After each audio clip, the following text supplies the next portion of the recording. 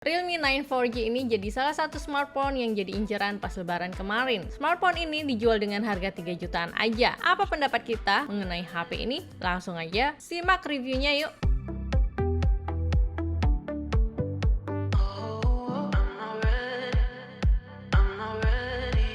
Meski hadir di range harga 3 jutaan, Realme 9 ini bawa desain yang punya looks mirip dengan flagshipnya. Desain frame kameranya mirip sama GT2 Pro, desain backbody-nya punya metal looks yang mirip dengan AG Glass, tapi bahannya ini plastik. Finishingnya halus, tapi build quality-nya terasa masih di bawah kakaknya, si Realme 9 Pro atau Realme 9 Pro Plus. Frame sampingnya didesain flat walaupun ujungnya masih melengkung. Di tangan sih masih nyaman aja, dan bobot smartphone ini terbilang ringan di kelas harganya.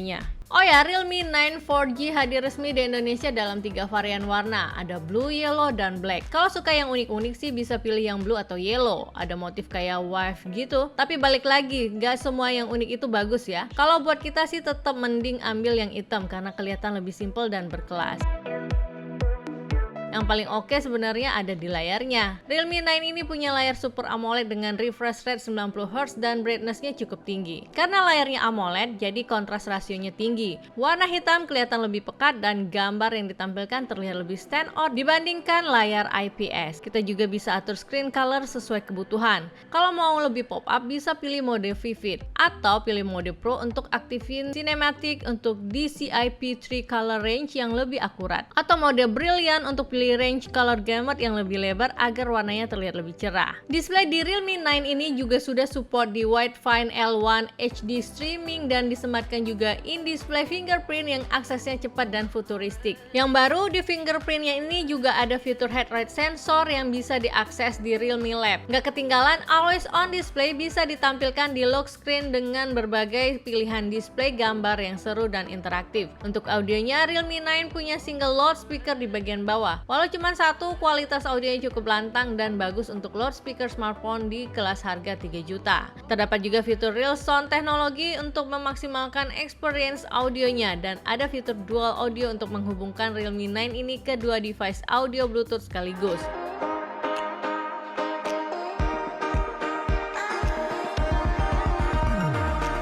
Lanjut bahas kameranya, 108 megapiksel high-res kamera jadi andalan di Realme 9. Sensornya Samsung ISOCELL HM6 yang punya teknologi baru yaitu Nanopixel Plus. Mode high-res 108 megapiksel memang jarang dipakai, tapi pas dibutuhin kita bisa capture foto high-res dengan ukuran yang gede banget. Jadi kalaupun di crop hasilnya masih cukup detail dan gambarnya tetap tajam. Punya smartphone yang ada kamera high-res juga bisa bantu pas digital zoom. Walau nggak punya lensa tele, hasil zoom hingga 5 kali masih cukup detail dan gak pecah. Sensor Samsung HM6 ini punya performa yang maksimal juga untuk menangkap cahaya. Jadi foto di kondisi gelap hasilnya lebih bagus dan terlihat lebih cerah. Kamera keduanya adalah 8 megapiksel ultrawide lensa, cakupan area 120 derajat dengan kombinasi 5P. Hasil foto ultrawide-nya sedikit lebih gelap dengan dynamic range yang lebih rendah dibandingkan foto dengan kamera utamanya. Terakhir ada kamera makro 2 megapiksel yang penting ada dan bisa lah buat capture foto di jarak dekat. Jarang kepake sih, tapi buat iseng-iseng foto makro masih oke lah. Tapi kalau mau foto detail di jarak dekat, prefer sih pakai mode auto di 2 kali atau 3 kali zoom. Hasilnya tetap kelihatan detail dan resolusi fotonya lebih tinggi. Di UI kameranya, Realme 9 ini ngasih opsi yang lumayan lengkap. Selain ada mode auto, mode pro, high res, portrait, slow mo, dan tilt shift, ada street mode dengan tambahan 2 filter baru buat capture foto-foto ala street mode yang estetik buat sosmed kamu. Mode potretnya punya beberapa filter ala smartphone flagship yaitu Dynamic Bokeh dan Bokeh Flare Portrait yang sebelumnya cuma ada di smartphone di atas harga 4 jutaan. Walau hasilnya kelihatan cukup estetik, tapi tone warnanya sering berubah dan separasi background blur kadang berantakan. Capture video pakai Realme 9 ini juga udah mendukung stabilisasi AIS dengan tambahan mode Ultra Steady yang bisa aktif hingga resolusi Full HD. Perekaman video di kondisi malam juga hasilnya masih oke, noise masih terlihat, tapi masih oke lah buat smartphone di harga 3 jutaan. Buat kamu yang suka bikin konten video, ada mode movie buat setting manual pengaturan ISO, white balance, shutter speed, atau fokus pada saat capture video. Lanjut ke kamera depan, Realme 9 menyematkan kamera selfie 16 megapiksel dengan sensor Sony IMX471. Kamera depannya punya aperture f2.25 dengan kombinasi lensa 5p. Kamera selfie-nya ada mode night, ultra steady video, dan juga potret. Hasil selfie-nya masih terlihat detail pori-pori wajah dan helai rambut masih terlihat jelas. Potret mode hasilnya juga bagus dengan separasi background blur yang rapi. AI Beauty Retouch bisa diaktifkan di mode auto dan mode potretnya.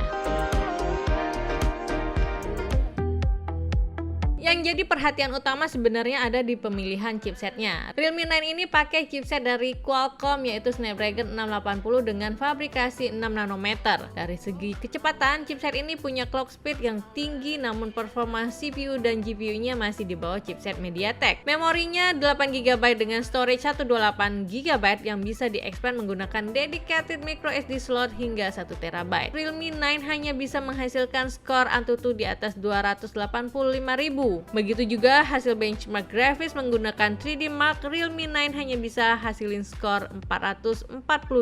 Meski kalah dari segi kecepatan, tapi Snapdragon 680 ini jauh lebih unggul dari konsumsi daya dan image processingnya. Dan developer aplikasi game lebih cenderung untuk optimize aplikasinya ke device dengan dukungan chipset Snapdragon. Dari experience gaming di smartphone ini, menurut Bagadget masih oke kok untuk smartphone di kelas harga 3 jutaan. Di game PUBG Mobile, setting grafisnya cuma kebuka sampai di frame rate high untuk graphics mode dan frame rate medium untuk graphics balance. Harusnya sih bisa lebih tinggi, mungkin karena chipsetnya masih baru ya, jadi developer belum update untuk setting grafisnya. Bagadget coba main di setting grafis high, main game emang berasa smooth sih, wajar lah ya karena settingan grafisnya rendah. Frame rate rata-rata di 29-30 fps, tapi grafisnya memang agak pecah karena setting grafisnya cuma mentok di smooth aja. Touch sensingnya terbilang responsif dan gyroscope bisa berjalan tanpa kendala. Experience speaker juga cukup lantang walaupun hanya single speaker. Tapi biar lebih maksimal lagi, buat bedain step dari kanan atau kiri, tetap direkomendasikan pakai headset. Setelah dipakai main 30 menitan, bagian belakang smartphone lumayan agak anget, gak begitu panas sih. Suhu berkisar di 40 derajat, masih bisa nyaman dimainin buat next game. Di game Mobile Legends, setting grafis bisa sampai ultra dengan refresh rate high.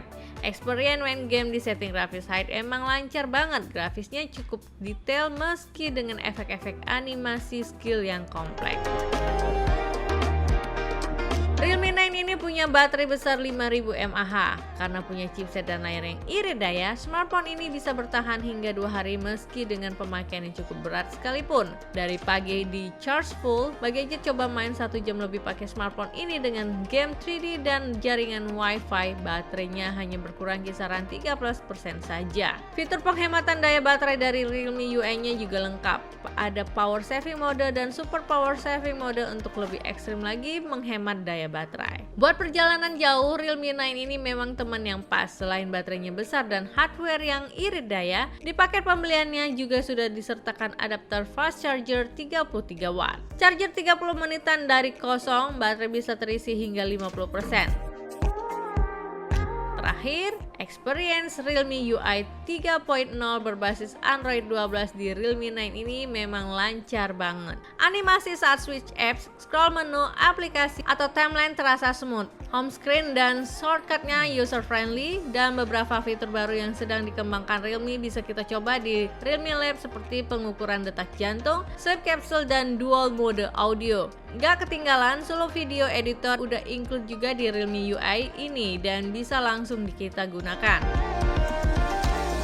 Overall di range harga 3 jutaan, menurut Bagadget, Realme 9 ini memang cocok buat penggunaan sosmed dan multimedia sehari-hari. Diajak main game masih cukup oke meski bukan pilihan yang terbaik. Hasil kameranya bagus dengan dukungan kamera 108 megapiksel dan tampilan displaynya jernih karena punya layar Super AMOLED dengan refresh rate 90Hz. Beberapa kekurangan dari smartphone ini ada di loudspeaker yang masih menggunakan single speaker, Ketiadaan NFC dan build quality body yang agak kerasa kurang premium bisa jadi pertimbangan sebelum pilih smartphone ini buat dijadiin daily driver. Oke, sekian dulu ya review Realme 9 dari Gadget Empire. Jangan lupa tinggalkan komentar kalian di bawah buat diskusi langsung mengenai smartphone ini. Akhir kata, Mbak Gadget pamit undur diri dulu. Wassalamualaikum, sampai ketemu di video review berikutnya.